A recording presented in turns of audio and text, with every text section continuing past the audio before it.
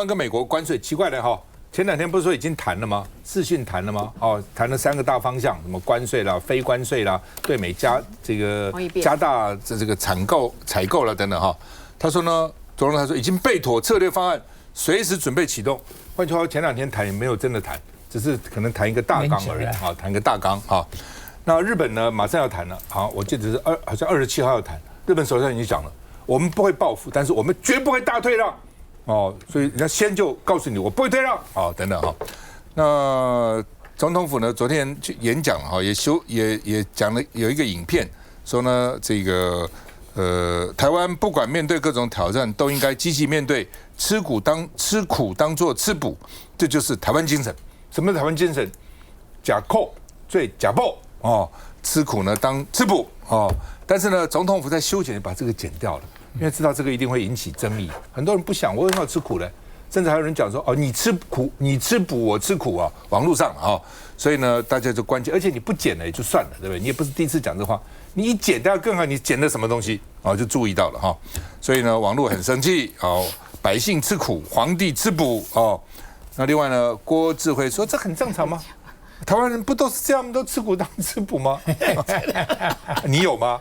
你有这样吗？真傻，不是傻，拍马屁嘛，就是要替总统啊拍马屁了，哦，所以郭正亮就这叫被霸凌还很爽哦。那台湾民意基金会做了一个调查了哈，说呢相不相信川普？因为你不能够怀疑川普，疑川就是疑美，疑美就是疑川，不可以的。认为川普不值得信任有57.2%，值得信任的31.4%。哦，所以呢，超过一半还是不信任川普了哈，变来变去嘛啊。那川普的变就是他的不变哦。那赖清德支持度45.9哈，那上任以来哈，最低几乎要死亡交叉跟不信任的哈。他最低一次是42.8了，现在是这个后来就上来到51，哦，涨了快10%，一路下。那另外呢，卓荣泰很惨，内阁呢不满意已经突然涨了7.4%。不满意到了46.4%，满意只有41.5%，从39不满意到了46，哦，这个出现死亡交叉，出现蛮多的。我们看一下，卓荣泰老话一句不多说，但对于美国总统川普未来1周将宣布半导体关税税率，现在是随时准备启动，带着我们已经备妥的策略方案，向美方提出我方的期待，希望更能够真正达到双方的贸易平衡、贸易的公平。也能有助于我方产业的安定。强调已拟定好步骤，随时能有2轮谈判，但有无预期会被加征多少关税？征到多少，我们当然会有一些模拟啦哈。那么基本上我还是在这边重新跟各位报告，也就是说我们在这个关税的部分，我们会尽量跟美方来沟通，业者争取一个公平。然后有竞争力的这样的一个关税，因为面对赖总统曾说要台湾人吃苦当吃补，不都是这样的吗？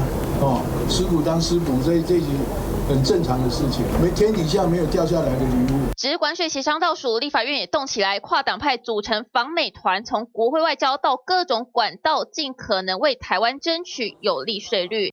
赖委员，这个吃苦当吃补啊，老百姓一定问了，为什么叫我吃苦？为什么叫我吃苦？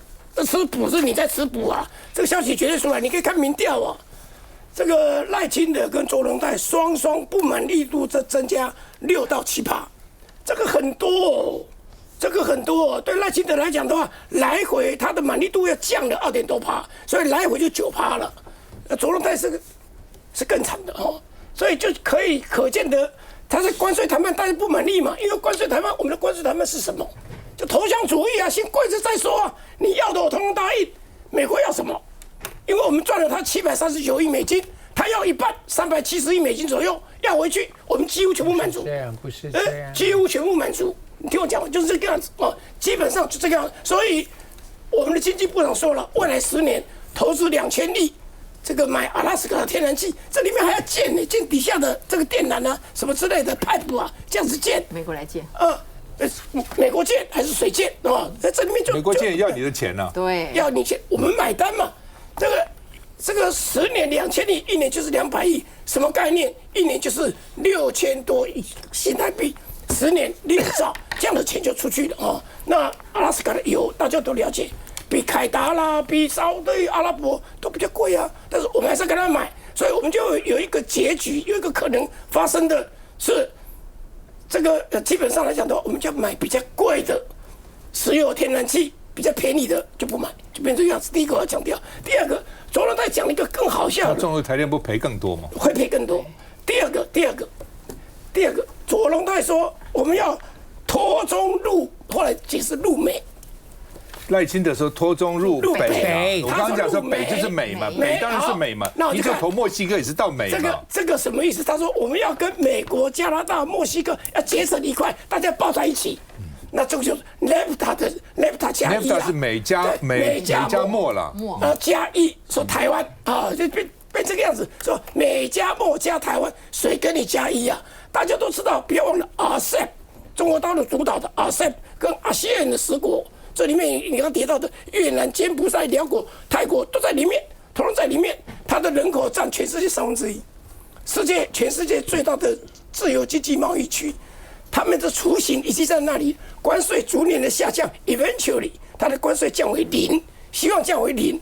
这个来讲的话，现在2只大象打架就是2个结果嘛。第一个，美国就希望说，你们都跟我一起抱在一起，我们不要管中国大陆，把中国大陆踢掉。中国大陆就是你们都跟我抱在一起，把美国踢掉，是2只大象，他们的思维是这样的一个思维。可是问题是，美国的刚好是倒过来，人家都说我们抱在一起，希望怎么样 ？eventually 最后要零关税。那中国大陆已经在往这个路上走，美国不是啊，美国是我们抱在一起，我扣你关税，你钱拿来。以美国来讲的话，36兆从 total 36兆美金的国债。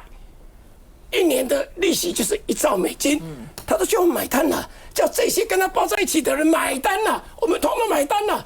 这里面来讲的话，这个有个数字啊，我再给各位知道一下，美国的它的税收加起来1年大概4兆美金左右，它的开销6兆美金呢，它里面就有1兆啊，就要靠这个是靠这个要这些这个所有的关税的来付。另外的1兆，他想办法叫倒起，就是啊，这个马克思啊，去砍缩减1兆美金，缩减政府开销了。所以这一部分基本上是大概可以解决。可是那个前提就是跟他抱在一起的这些国家，包括台湾，都要买单呐，买他那个1兆美金的单。另外还有一个，他每一年他睡觉醒来，每一年就付1兆美金的这种他的一个利息，还找不到来源哦，还找不到来源。所以今年还要还3兆美元到期的债，这个延长啊，延长100年。所以很清楚看得到，其实这里面有一个更深层的说，关税只是战术，真正的战略意义就是替他解决美债的问题。就是整个川普他的中心思想就是我欠债欠太多了，你们来跟我这个来替我还。不要忘了，我们现在对美国还没有18之前，我们是3%。现在18就增加7%了，增加成本7%了。对台湾来讲，你即便谈尾就最后还是10%，我认为最后谈成大概10%到32%之间，看哪一个对象。但是这里面来讲的话，对台湾的出口都是很大的伤害。而且它现在半导体啊什么都还不确定嘛。来，你讲。我想跟委员提是一种诠释啊，那当然，其实美方有很多不同的诠释，其实包括什么呢？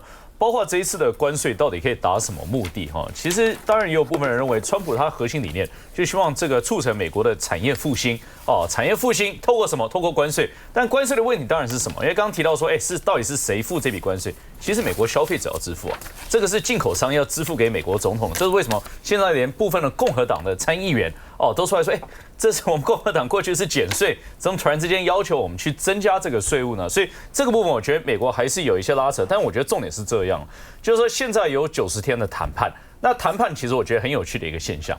先讲中国的部分，中国没有90天，中国已经实施了这个高关税，但我认为双方应该都是想谈的。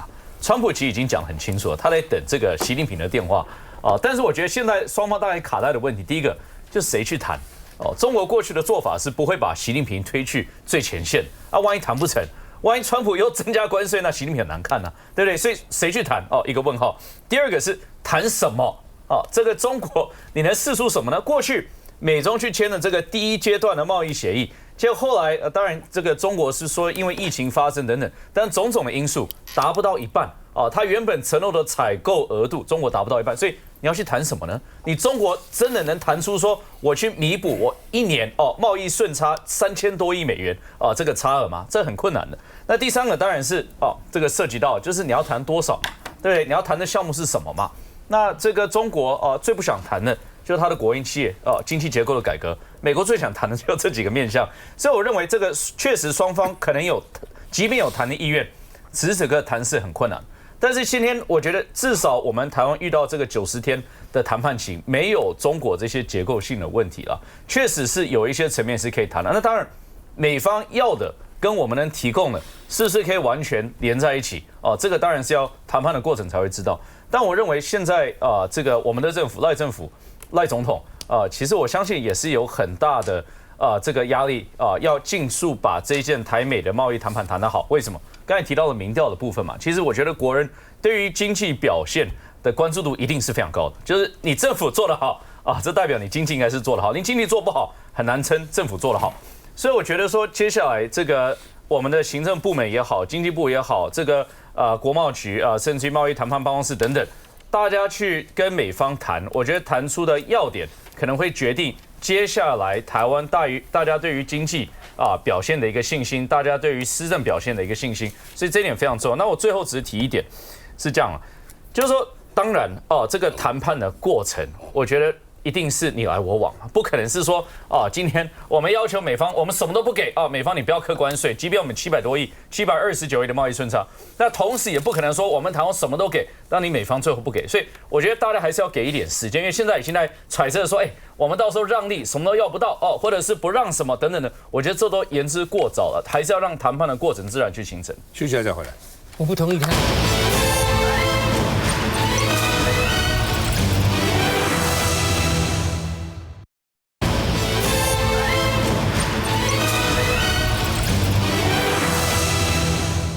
教育部要编呢关于国家认同的教材而且要把脱中入北呢深化到教材里面那昨天人家就问啦，教育部长他说一边一国一边一国本来台湾中国一边一国等等这些呢可能将来都要入教材，然后就是所以呢学生到时候国家认同到底怎么认同所以他认为现在学生认同很复杂，所以呢要熟读呢中国的威胁，教材里面要讲中国对威胁很大要仇匪恨匪那民进党团说教育部长讲什么错？台湾中国一边一国本来就是这样，不是是一边两国一边就一国那另外呢，陈冲说了说大陆至少2028年之前不会要打台湾，因为很多人什么2025、2026不会了，2028之前是不会的，除非他被动让他很没面子，逼得他没有办法，否则不会打的。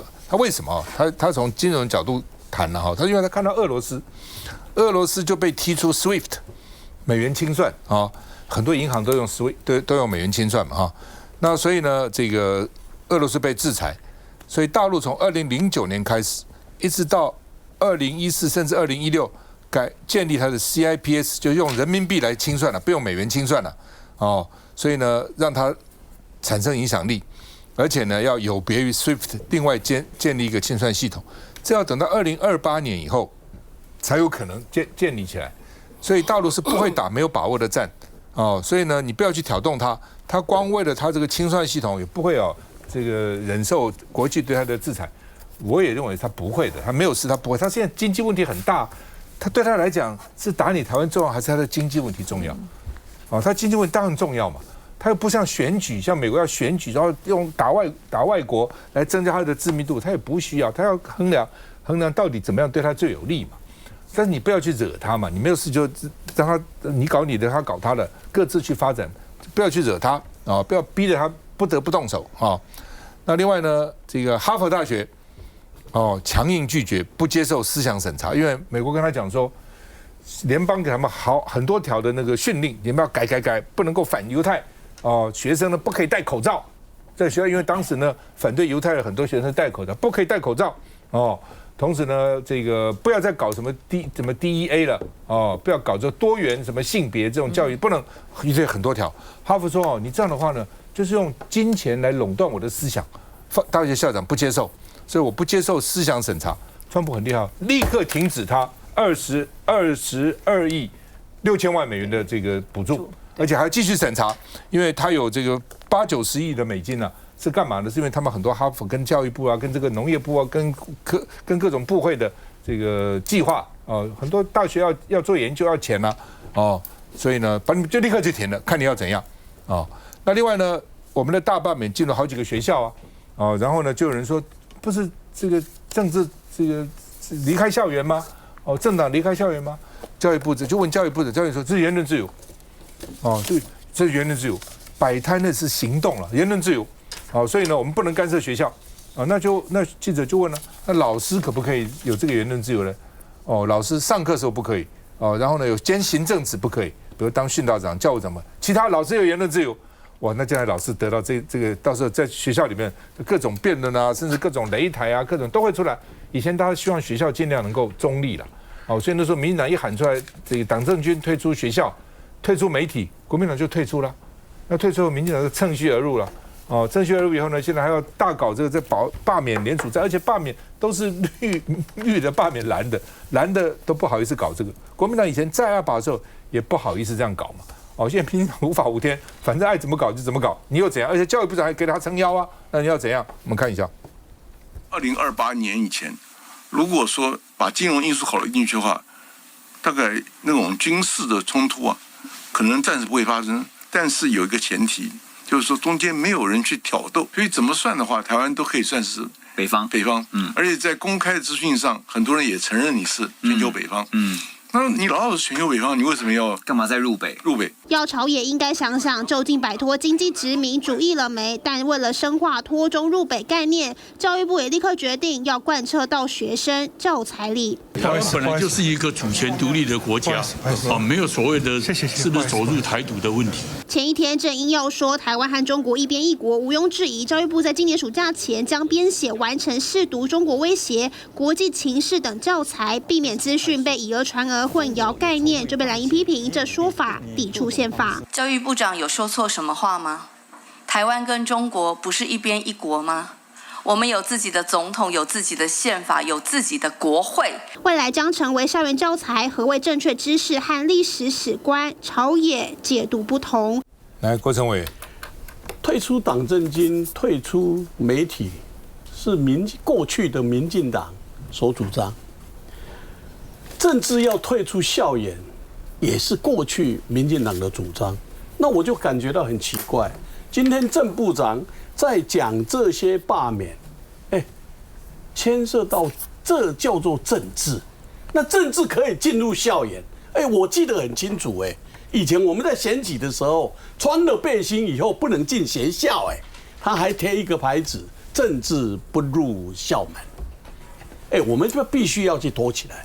从这里就可以看得出来，过去国民党在执政跟民进党在执政完全批变，完全是不一样。所以我是觉得啦，政治进入校园是教育是100年之大计。你除了要把所有的课纲全部改，你们去做这种独立的先前动作，不要忘了。现在中华民国的宪法还存在，所以你现在又说一边一国，好啦，这算言论自由也没有关系。可是你掌握整个教育大方向的教育部长去讲这些话，我认为是失格的。所以我是觉得这样啦，课纲你改不改，大家可以讨论嘛。你认为要有本土或者有过去历史，那这个我们都尊重。可是不要忘了，这些明明罢免的东西，就是政治性非常浓的。你又可以今天很奇怪啊，民进党罢免的就可以，国民党如果假设明天也开始各大专院校、各学校都摆上去，郑部长，这不是天下大乱吗？所以我是觉得这样啦，民进党卡卡死死对于这整个中华民国的架构，你们要一边一国，当然我们尊重你，但是最起码宪法不能去改变。那最后一个我要补充啦，就是讲假扣刚才的假报，赖清德的想法很简单啦，台湾人民假扣是应该，但是民进党假报是属实，所以我是觉得这样啦哈，民进党台湾人民真的，我还是要呼吁，真的一定要注意现在的民进党他是怎么执政，去做个比较，你就知道未来何去何从。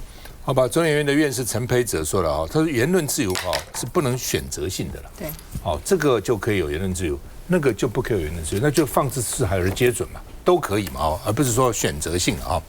那联合报是说呢，校园里面推大版本是言论自由，听了都会脸红哈。那另外呢，北医大学生啊，这个要求罢免摊位滚出去，不要这边北医大设这个罢免摊位了哈。我自己的经验啊，我不是选副总统嘛。那时候呢，因为我说我愿意到，他们说国民党人不敢进校园，我说我进校园啊，怎么不敢呢？哦，跟年轻人沟通很好啊，好多大学来邀请哈，学校说不行，政治不能进校园，不能到校园里面去，所以很多学生都已经安排好场地了，学校一听就禁止，哦就禁不，这就是说，你到底什么可以，什么不可以？那现在突然就变成可以了，这不很奇怪吗？来，伟汉，当然不可以。哦，当然不可以了。那为什么现在变模糊了？为什么变言论自由？大家去看，我们有这个宪法第17条哦，人民有选举、罢免、创制、复决之权。那里面选举跟罢免就用选罢法来界定。选罢法第86条里面有讲到一件事，我开给大家看哈。为什么现在变成可以了哈？就是因为现在目前选罢法第86条里面讲，办事处不可以进校园，这个毋庸置疑，不用讲，不止校园啊，捷运站。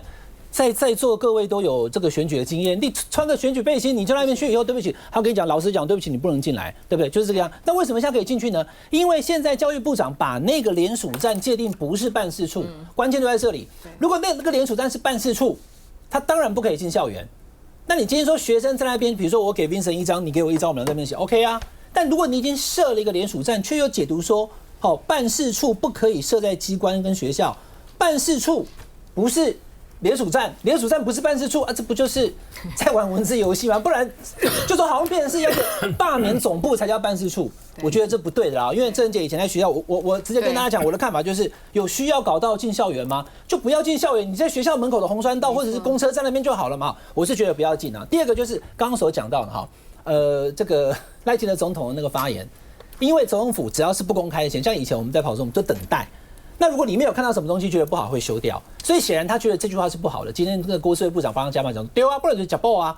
今嘛大家是在想讲吼，那枸杞料可以是被垂向报，所以他不想让那句话弄出来，还在讨论哦。第三个就是刚刚这个民调哈，我快跟大家报告一下，因为我们刚刚都已经讲了，我就不赘述，我只跟大家说一件事哈。第一个就是川普这样做，台湾民众值不值得？觉得值不值得可以依靠？不值得，57.2。那怎么办？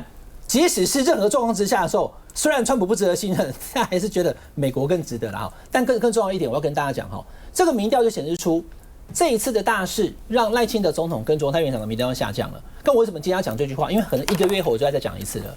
因为这个做的时间是在4月7号到9号，就上礼拜2我们在录影的时候，上个礼拜1就是股市大跌2000点那一天，4月7号。1、2、3这3天都狂跌，然后4月9号一过，4月10号的清晨2点47分，我接到沈大佬的电话，报美搞给我看，喂呀，给你做代志啊！川普宣布了要暂停90天，所以后来礼拜4的股票又涨了。所以我不是说会翻回来，而是说这个状况大家所看到的哈，就是赖清德跟卓荣泰都死亡交叉，而且呢已经整个都跌下来。这个状况是在上个礼拜1、2、3民情最沸腾、股市跌最惨的时候，现在看起来那个有一点舒缓。所以第一个1个月后看看状况，再来就是90天到了以后，如果这个关税能够谈让大家觉得说危机度过的话，它是有可能会再升回来的。我要补充一下哈，陈培哲院士讲那个言论自由不能有选择，讲这个没有学问了。不管你是不是院士，我认为不能摆摊。为什么？因为这不是言论自由，摆摊就已经行动了嘛。摆摊是第2阶段呢，不是言论了。这第2阶段的大罢免呢，已经开始进行了。第2阶段过了，就是第3阶段，就是要罢免，就是要改变国会的生态。这个什么是言论自由呢？你搞糊涂了，中央研究院的院士啊！哦，说了半天，我要讲，这个正音啊，来自南部的。一定是深绿的，他跟总统交情也很好。他2件事情，就一个是联署，我已经讲过了。我现在讲那个教材的问题。台湾啊，现在赞成马上读统一的，他3-4-5%了哈。赞成说将来把那个可以统一的给加进来，想给20%，这个是我们的成功，你知道吗？我一直觉得说我们的兵啊，不晓得为何而打，这个是国家认同问题。我现在修改了一点，我们的兵不打仗是干戏呀。真正的有国家认同问题的是那个什么那个雅，那个才是国家认同问题啊！今天你编的教材，你是自找麻烦。你这教材一编出来，一定吵死了。我有一个建议啦，我对教育部有一个建议，引进现在老共的教材。老共有一个台湾问题干部必读，把那个拿进来，看看老共怎么讲我们。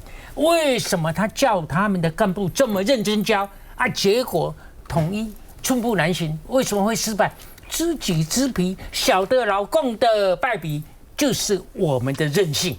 你按他对不对？你看你自己找嘛。所以我跟你讲，教育部长这个位置啊，不能找那个深蓝啊，或者是深绿来当。你能不能让翁小玲来当教育部长？那不可能的事情吧？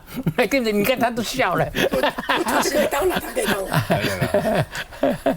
教育部长本来就是要保持中立。那天我们在问他这个问题，包括是这个中原大学因为去了他们的中正楼，然后可以得到30万的补助，光是这一点，包括中正2个字在我们的礼记当中是一个没有任何的影响的部分，可是他却用这个方法来补助。所以这个教育部长如果他的思想观念里面是这么样子，就成你说南社的社长这样观念，对我们台湾教育不是服。我只讲2件事情就好，一个就是1月15号我们大学校长会议，他请了中研院院长来谈没有问题，但是他也请了邱垂正我们陆委会的人过来谈什么？如何辨识中国的威胁？一群校长100-200个校长坐在那地方听你在教训这一件事情，更不要说你过去身为告诉我们说我们的国立编译馆编译的教材完全是思想的前置，就你现在利用暑假时间找的一些社科院的老师来把你认为你可以要置入孩子的这样所谓的一个教材放进去，你不是在走回头路吗？所以我个人认为说什么东西你都可以有一些政治算计，但是教育绝对是不可以了。